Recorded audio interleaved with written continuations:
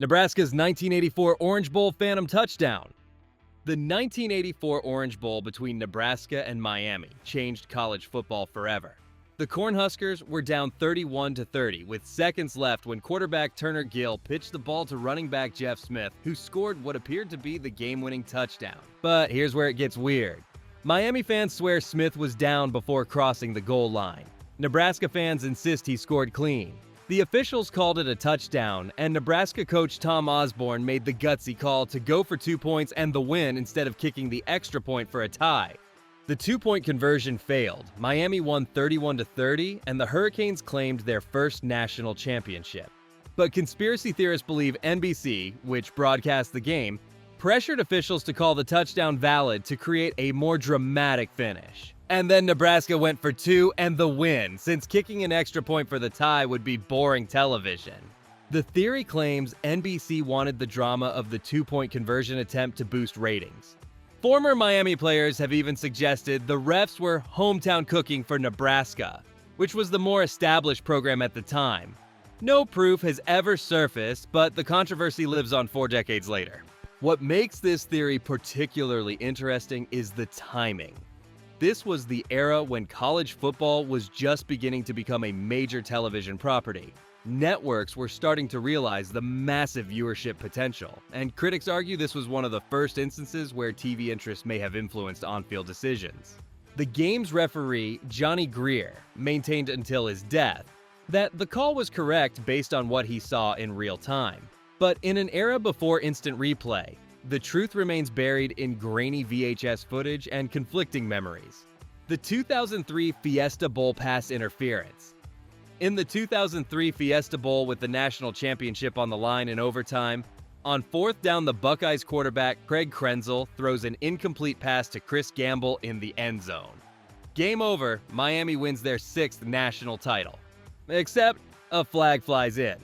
Pass interference on Miami's Glenn Sharp.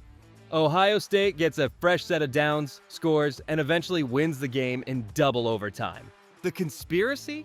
The call was completely bogus, designed to prevent Miami from winning back-to-back championships and establishing a dynasty that would hurt the Big Ten's reputation and TV ratings. Miami fans point to the delayed flag, thrown well after the play ended. They claim the Big Ten official, Terry Porter, was protecting his conference's interests. Some even suggest there was pressure from TV executives who wanted Ohio State, with its massive fan base, to win for future ratings. When you watch the replay, Sharp does make contact with Gamble, but was it enough for a pass interference? Miami fans will go to their graves saying no. Ohio State fans say absolutely yes. The debate rages on 20-plus years later. The controversy deepened when Porter himself admitted years later that he hesitated before throwing the flag because he wanted to be certain. This confession only fueled conspiracy theorists who believed the hesitation wasn't about certainty, but about deciding whether to intervene in the game's outcome. Miami's team that year was considered one of the most talented in college football history, featuring future NFL stars like Andre Johnson, Willis McGahee, Sean Taylor, and Jonathan Vilma. Some theorists suggest there was an unspoken desire among college football power brokers to prevent a Miami dynasty that would have dominated the sport for years. The 1990 fifth down game. Colorado versus Missouri, 1990. With the clock ticking down, Colorado quarterback Charles Johnson spiked the ball to stop the clock on what everyone thought was 3rd down, but it was actually 4th down. The officials lost track of the downs, and Colorado got an illegal 5th down. On that 5th play, Johnson scored the winning touchdown. Colorado went on to share the national championship with Georgia Tech. The conspiracy? Big 8 officials deliberately gave Colorado the extra down because the conference desperately needed a national champion to boost its profile. Missouri was a conference bottom dweller, while Colorado was ranked in the top 10. Some theorists claim the officials knew exactly what they were doing, but pretended it was an honest mistake. They point to the referee's refusal to review the down marker footage when Missouri's coaches protested. The officials maintained it was human error, but the controversy followed that Colorado team all the way to their championship. Even today, many college football historians put an asterisk next to Colorado's 1990 title. What makes this conspiracy particularly compelling is that the head referee, J.C. Louderback, admitted years later that he knew something was wrong, but couldn't figure out what in the heat of the moment. Critics argue that's impossible. How could an entire officiating crew lose track of something as fundamental as what down it is? Missouri's coach at the time, Bob Stull, later revealed that Big 8 Commissioner Carl James called him the next day and acknowledged the mistake, but said nothing could be done. This official admission of error but refusal to change the outcome only deepened suspicions about the conference's motives. The 2006 USC-Texas Rose Bowl clock management. The 2006 Rose Bowl between USC and Texas is considered one of the greatest college football games ever. But conspiracy theorists believe the game was manipulated to ensure a dramatic finish. With USC leading 38-33 late in the fourth quarter, the game clock mysteriously stopped several times during Texas's final drive, giving Vince Young more time to engineer the comeback. USC fans claim ABC, broadcasting the game, wanted the underdog Texas team to win for ratings and storyline purposes. They point to clock stoppages that didn't align with standard rules and officials who seemed to give Texas every benefit of the doubt.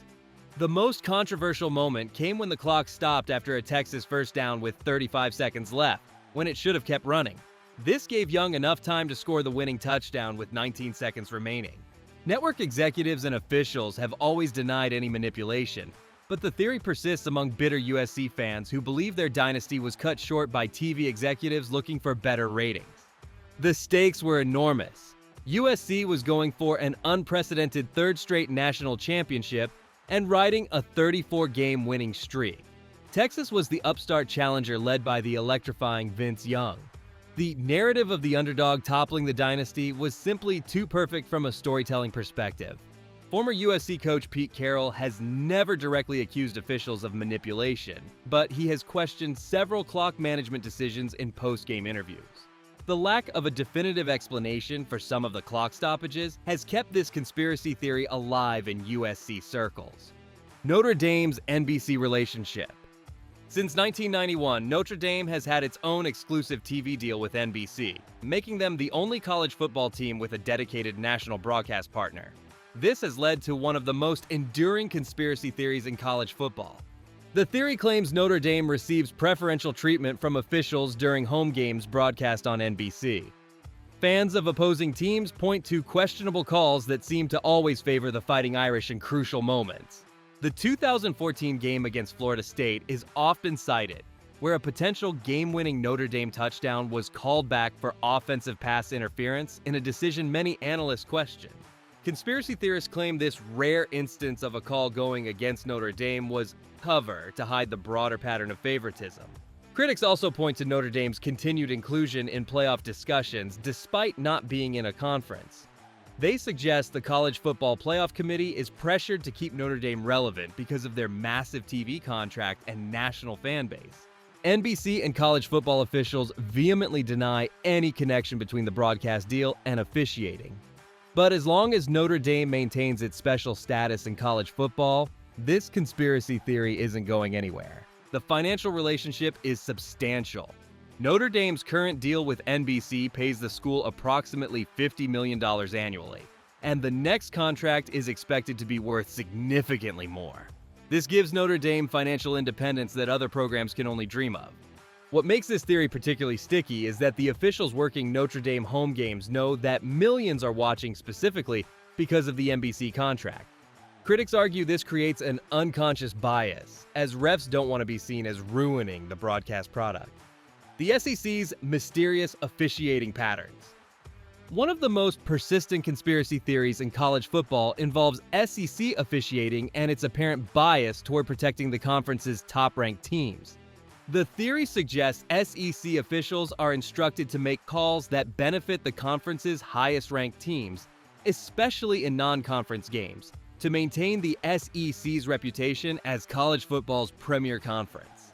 Critics point to numerous controversial calls that have benefited teams like Alabama, Georgia, and LSU in crucial moments. The infamous phantom holding call that negated a LSU touchdown against Alabama in 2014, the questionable pass interference non-call that helped Georgia beat Notre Dame in 2019, and numerous other examples fuel this theory.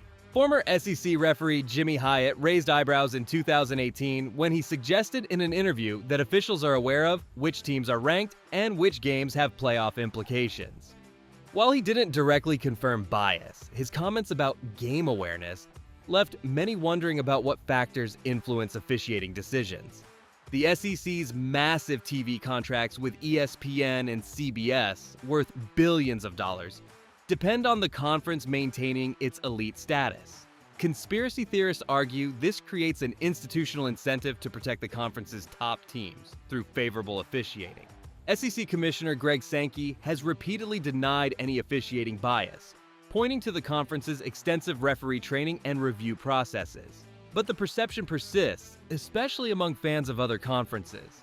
What makes this theory particularly compelling is the statistical anomalies. A 2019 independent analysis found that SEC teams were flagged significantly less often in non-conference games than their opponents, a pattern that didn't exist in other Power 5 conferences. The conspiracy gained more traction in 2020 when an anonymous former SEC official told a sports blog that referees were subtly encouraged to protect the conference's interests in high-profile games. Though the claim was never verified, it spread like wildfire among college football fans already suspicious of SEC favoritism.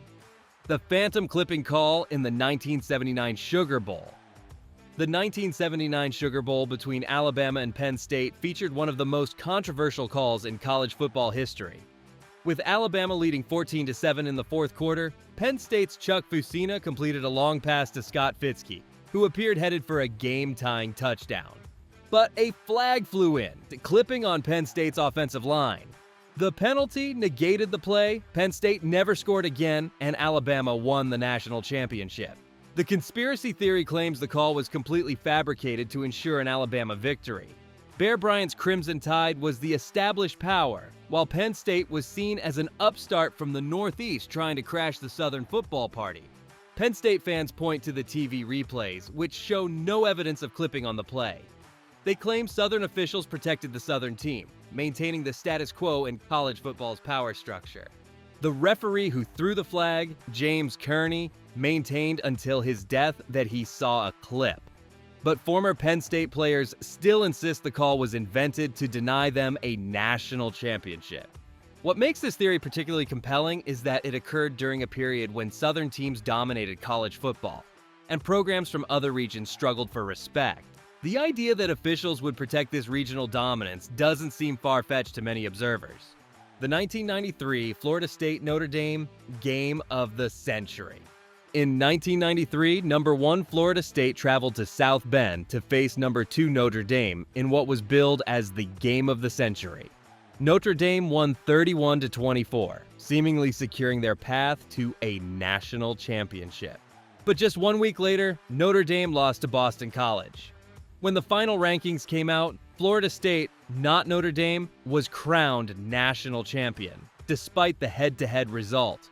The conspiracy theory claims that poll voters, many with ties to television networks, deliberately manipulated the rankings to deny Notre Dame the title.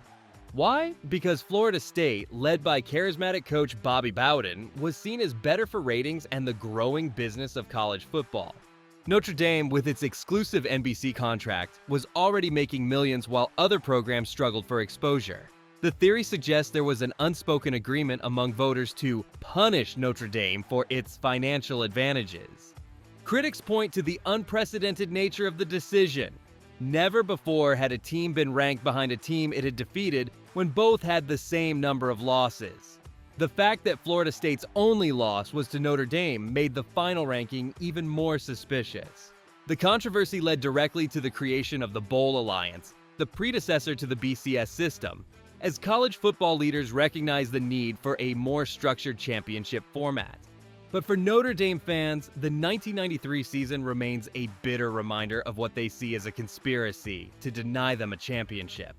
The 2008 Texas Tech-Texas controversy. In 2008, Texas Tech beat Texas on a last-second touchdown, creating a three-way tie in the Big 12 South with Oklahoma. Despite all three teams having identical conference records and Texas having beaten Oklahoma head-to-head, Oklahoma was selected to play in the Big 12 championship game.